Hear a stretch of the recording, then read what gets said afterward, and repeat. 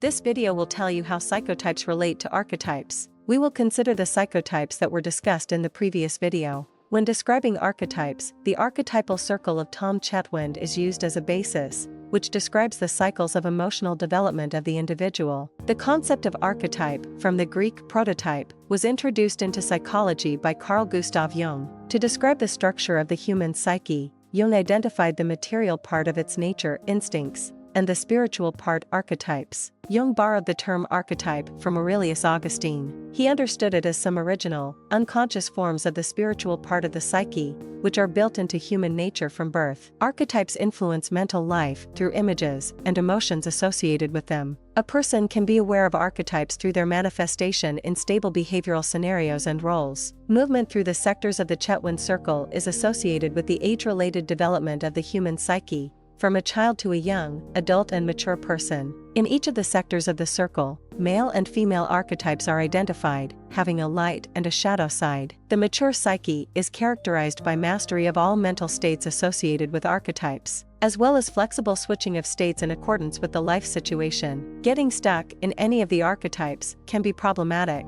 This limits the use of a wide range of adaptation strategies to various life situations. Let's continue about psychotypes. The feature of an NLP practitioner is that you can stretch into all psychotypes if you lack some personality trait. You can stretch through certain techniques, organize processes like an epileptoid, set goals like a paranoid, manage like an emotive, sell like a hysteroid, perform like a hypothyme, create connections and communicate with people like a hyperthyme, engage in risk management like an anxious person, create and study like a schizoid. Or your team should have all psychotypes, and then you can do everything. In this case, you should be either an epileptoid, or a paranoid, or an emotive. These are three different types of management, but these are managers. The manager is an epileptoid, tough, with fire and sword. The manager is a paranoid with a total super goal, which he infects everyone with. The manager is an economic manager, an official. This is an emotive. What is missing can be pumped up through strategies. Each psychotype has its own imprint. An imprint is the most emotionally charged event in life that influenced the individual's behavior strategy. For example, an epileptoid's imprint is unfair harm or, in general, injustice to others. All epileptoids and paranoids are infuriated by injustice. It really hurts them. When some injustice happens, they are very touched, because they had an imprint situation related to injustice. For epileptoids, this is injustice to others. I will arrange things so that everything will obey the rules, everything will be right. For a paranoid, this is injustice to me. When injustice happens to me,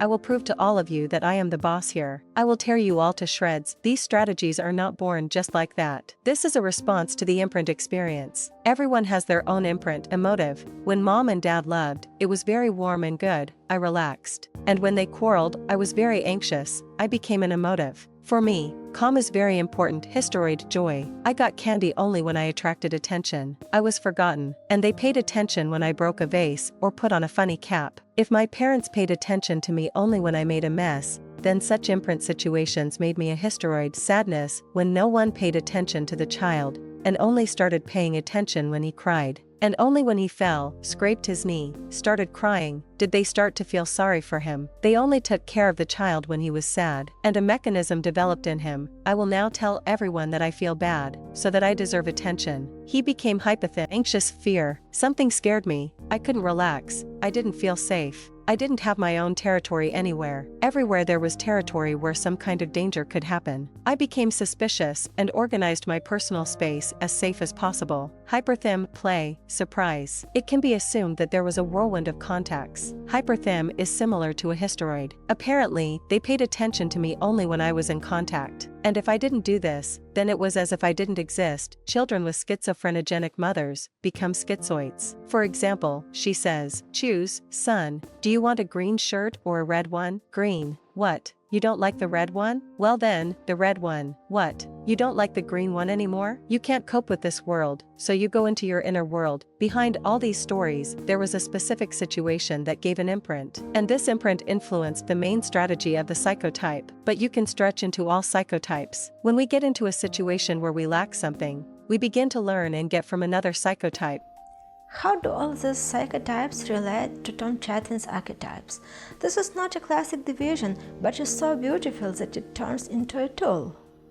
For this, let's go back to Chetwynd's archetypal circle. For hypostases, roughly speaking, each archetype has a manifested archetype, manifested part, and a shadow archetype. There is a male and female version of the manifested and shadow side of the archetype. But, for simplicity, we will now consider only male archetypes. The youth is the manifested one, the tramp is the shadow one, the trickster and the black magician, the hero and the villain, the father and the ogre. What is the logic? When a person comes into this world, he is a child. In childhood, he is loved. He enjoys this world, just like the youth. He is loved and he simply enjoys it. He is relaxed, he is having fun, he feels good. If he is not allowed to just have fun, they start forcing him to do something. They do not give him some favorite toy. They do not buy him ice cream. Santa Claus does not come for New Year's, or his parents do not love him. He falls into the tramp archetype. The tramp is a child with a lost paradise. Here he was loved, he shone. Here he lost paradise, he became the tramp. If the youth has fully lived this archetype, the world becomes too small for him. He begins to try to manipulate it. The trickster is a hysteroid. If the trickster has learned well to shock and manipulate, this becomes too small for him. He understands that he needs his own territory and power, with its own laws and way of life, and he already feels the power in himself. He becomes a hero and epileptoid. If the trickster fails to manipulate, he becomes a black magician. He invents a world inside himself, where he is the master, and he knows everything there. Science, art, and so on. Who will understand what kind of worlds they have in their heads? If the hero epileptoid manages to capture territory, establish control over it, he becomes a father. He can relax on his territory, over which power and law have already been established. And if this does not work, he becomes a villain. This is a paranoid for whom there are no friends, no enemies, no territory. There is only a super goal. If you get between him and his goal, then it is your problem. Father is a hero who managed to capture the territory and establishes control over it. If the control starts to turn into chaos, it is impossible to relax. Father turns into an ogre. That is, into a person who is always nagging. Everything is bad for him. He is like radioactive. He spoils everyone's blood. All the time he checks, rechecks, suspects something. And if father manages to relax and lead a relaxed lifestyle, he returns to the youth. He begins to enjoy life just like that. And again in a circle, the youth is hyperthym. He has fun and interacts with the world. The tramp is hypothym, sad, everything is bad. The trickster is a hysteroid, a person who shocks and manipulates. The black magician is a schizoid. The hero is an epileptoid. The villain is a paranoid. The father is an emotive. The ogre is an anxious psychotype. You can get stuck in a manifested archetype. You can get stuck in a shadow archetype. A shadow archetype means that you have not coped with this apostasis. Take a step back. If you cannot cope with your territory, you have chaos there,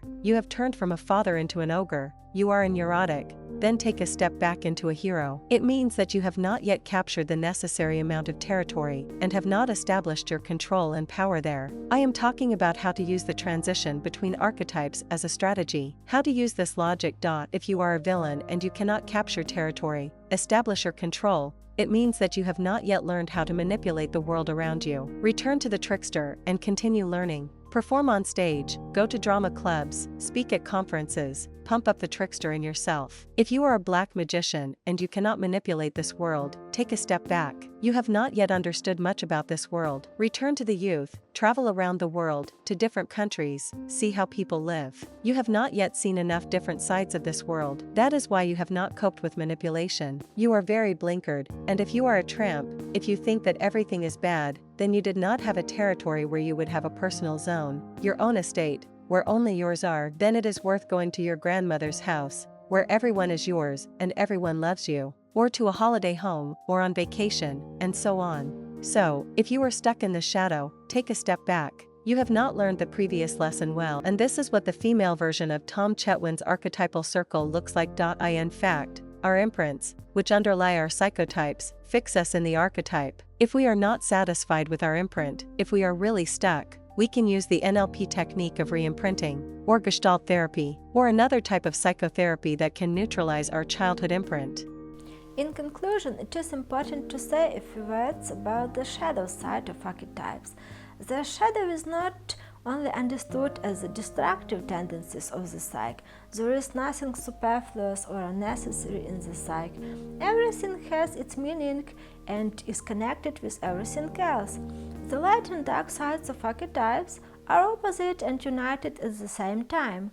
Shadow aspects can have destructive effect if a person is not aware of them, denies them, suppresses them. In this case, it is not the person who controls his shadow, but the shadow that controls his state and behavior. It is good to be familiar with the shadow sides of your psyche in order to control them. And not just control them, but use their incredible reserves of power for your own benefit. It is like taming a wild horse. Therefore, remember, mindfulness is the true path.